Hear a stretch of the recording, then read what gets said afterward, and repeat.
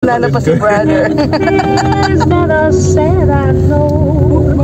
Alam mo na yung nalulungkot na nga si Ate Arlene. Pinarinig mo pa. Hayaan mo lang. You are so... Hayaan nyo na naman dyan.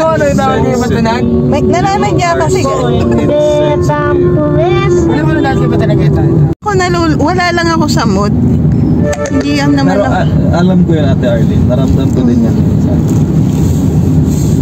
Pagka mga ganyang pagkakataon, Ate Arlene, ang ginagawa ko lang talaga, yung parang gusto ko lang ng me time. I feel good. Me time lang. Tapos siguro kinabukasan, okay na. Parang ayaw kong maging makisocial. Opo.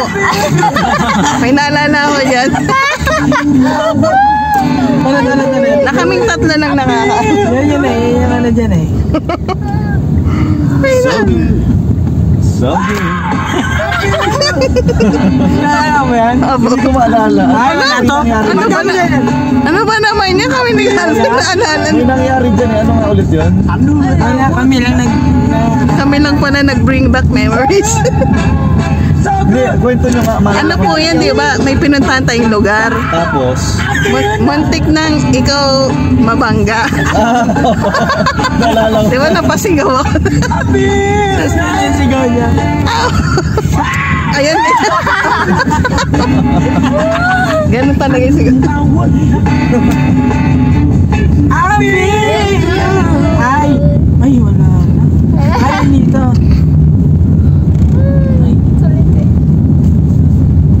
So good. Pag naririnig ko nga po yan, yun yung naaalala ko.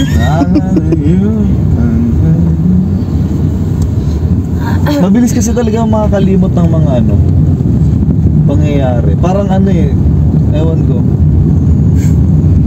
Nafi-filter yung mga bagay. Sana ganun na nga lang, Carl. Na hindi, kumbaga ganito kasi ako eh.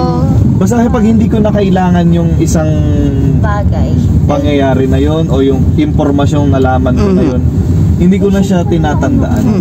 Kumbaga hindi naman siya makatutulong sa akin. Kaya remove unwanted info. Sana ganun. Ako po naman hindi ako nakakalimot. Alam ko ang mga babae ganun po talaga. Kahit napakatagal na. Egypt? Wala naman ni Jeep, ano?